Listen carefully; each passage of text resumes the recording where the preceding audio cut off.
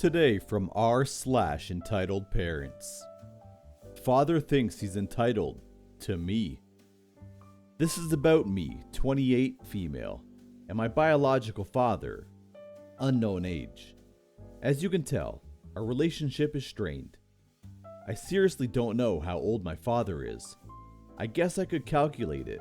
I just really don't want to bother. My parents divorced when I was super young and stayed with my grandmother and uncle, my father's youngest brother.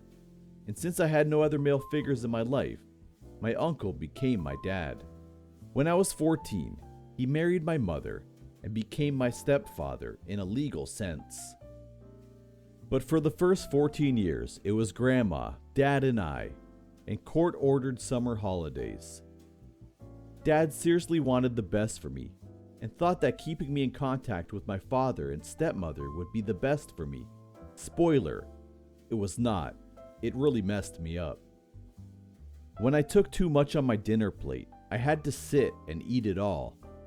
If I did not manage, I had to wait till bedtime and then eat it for breakfast, cold.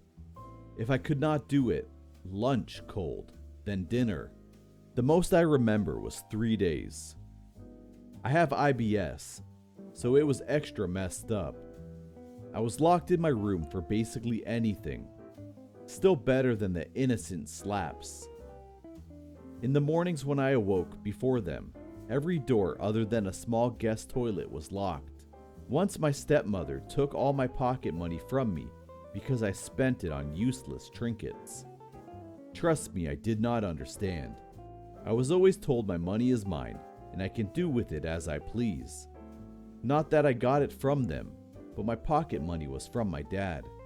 My half-brother came into the picture when I was 6. I will never forget how I went to the bathroom in a fast food place before eating, and my brother ate my burger while I was gone. Their response: survival of the fittest.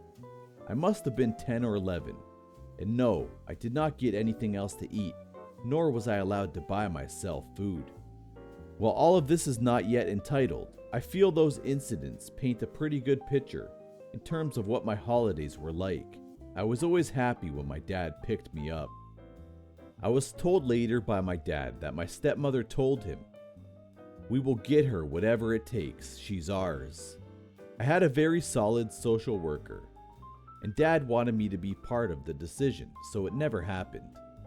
One day around the time for pickup, dad was late. That was on purpose. My brother was now in the picture, and my dad considered actually having me live with them. You know, a real family instead of an uncle plus grandma. He changed his mind after I cried from the moment we left their driveway until we arrived home. I was so afraid he would actually leave me there. Now, because my grandmother is still alive and tried to keep the peace, called on birthdays and stuff. And exactly that happened recently. I called my father, listened for around 30 minutes to all kinds of conspiracy stuff, and how sad that it is that teachers can't properly punish children anymore, and just said as little as possible. For me, the kicker came when it was time to hang up. "Father, you could really call more often, not only on birthdays, me. You know you have a phone too. Father, nice try. This is your responsibility." My what now? He really thinks that.